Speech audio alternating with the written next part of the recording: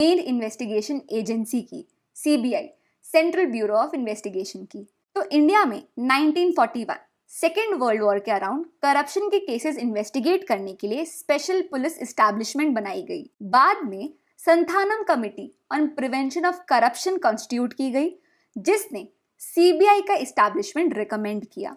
पहले CBI ministry of home affairs के अंदर था, पर अब वो ministry of personal and training के अंदर है। चलिए सीबीआई के स्ट्रक्चर को समझते हैं।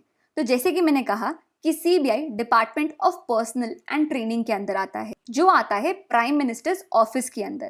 पर जब भी CBI prevention of corruption act के किसी मैटर को डील करता है, तो वो department of personal and training के नहीं, पर सेंट्रल विजिलेंस कमीशन के अंदर आता है। अब सीबीआई में भी 3 मेन डिविजन्स हैं, एक इकोनॉमिक ऑफेंसेस का, दूसरा एंटी करप्शन का और तीसरा स्पेशल क्राइम डिवीजन का। सीबीआई सीरियस नेचर के क्राइम्स को इन्वेस्टिगेट करता है जिनका नेशनल या इंटरनेशनल इंपॉर्टेंस हो।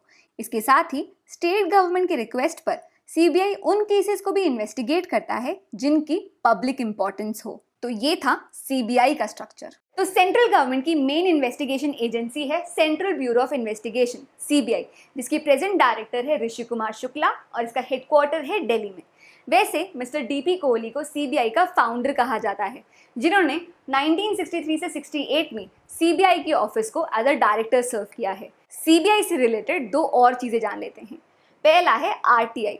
तो 2012 में सीबीआई को आरटीआई के अंदर, राइट टू इंफॉर्मेशन के अंदर कवर किया गया था, but as of now CBI is exempted from RTI. CBI right to information के अंदर कवर नहीं होती। दूसरा है इंटरपोल, जो वर्ल्ड वाइड क्राइम कंट्रोल के लिए रिस्पॉन्सिबल है। उनके लिए इंडिया में टच पॉइंट है सीबीआई, जो as national control bureau act करता है। तो इंटरपोल के लिए इंडिया में टच पॉइंट है सीबीआई, जो एक्ट करता है as national central bureau. Criminal justice system में सीबीआई का एक बहुत इंपॉर्टेंट रोल रहा है, चाहे वो भनवारी देवी मर्डर केस हो या सत्यम स्कैम हो। पर हर ऑर्गेनाइजेशन की तरह सीबीआई की भी अपनी कुछ प्रॉब्लम्स है, और सीबीआई की सबसे बड़ी प्रॉब्लम है उसकी खुद की ऑटोनॉमी, उसकी इंडिपेंडेंस। चलिए बात करते हैं 1997 की एक सुप्रीम कोर्ट जजमेंट की, Vinita Narayan versus union of India की, जिसमें सुप्रीम कोर्ट ने सीबीआई की इंडिपेंडेंस, उसकी ऑटोनॉमी पर क्वेश्चन उठाया था। ये केस रिलेट करता है हवाला स्कैम से, जिसमें बहुत सारे हाई रैंकिंग ऑफिशियल और ब्यूरोक्रेट्स का नाम करप्शन और ब्राइबरी के मामले में सामने आया। इस केस में ये सामने आया कि गवर्नमेंट के एक्सट्रीमली इन्फ्लुएंशियल लोगों के अगेंस्ट कोई इन्वेस्टिगेशन नहीं किया गया है और ये केस फाइल किया गया, जिसमें सुप्रीम कोर्ट ने माना कि CBI has failed in its responsibility to investigate allegations of public corruption, और सीबीआई की ऑटोनॉमी इंश्योर करने के लिए गाइडलाइंस दिए और सीबीआई को सेंट्रल विजिलेंस कमीशन सीवीसी के सुपरविजन में डाला। अगर रीसेंट टाइम्स की बात करें तो former director Alok Verma, Ranjit Sinha, AP Singh, इन सब का नाम अब्यूज ऑफ अथॉरिटी या फिर करप्शन के चार्जेस में सामने आता रहा है।